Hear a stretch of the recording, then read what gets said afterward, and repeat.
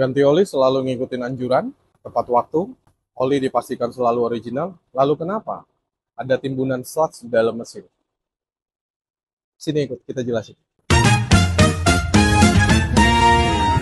Timbunan sludge yang terakumulasi pada mesin kendaraan Anda tidak serta-merta terjadi secara instan, namun dalam proses yang panjang. Kenapa terjadi sedemikian?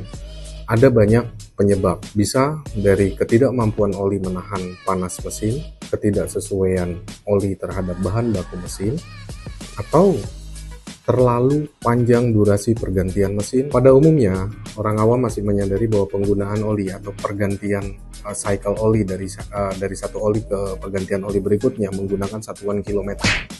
Padahal yang paling tepat adalah menggunakan satuan jam atau hours engine dikenalnya. Kenapa satuan kilometer dibilang kurang tepat? Kita ambil contoh seperti ini. Di sebuah kota yang sibuk, dengan jarak kilometer sekitar 20 km, Anda membutuhkan jarak tempuh 2 jam untuk 20 km.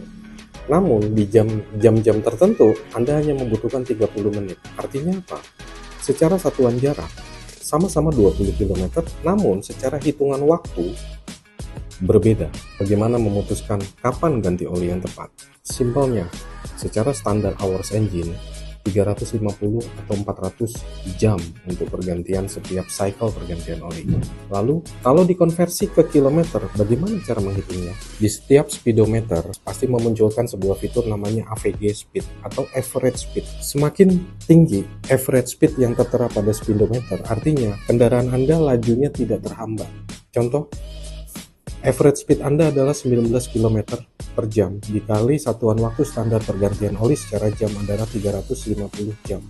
Maka akan ketemu angka 6.650 km.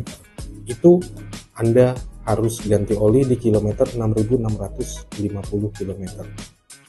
Kesimpulannya, ketika average speed kendaraan Anda tinggi, itu menandakan Anda bisa long drain atau bisa mengganti oli lebih lama dengan standarisasi perhitungan 350 jam pergantian oli dikali average speed. Namun ketika average speed Anda rendah, itu menandakan kendaraan Anda berada di jalur yang padat, macet, penuh dengan lampu merah dan lain-lain, sehingga Anda harus concern dengan pergantian oli short drain.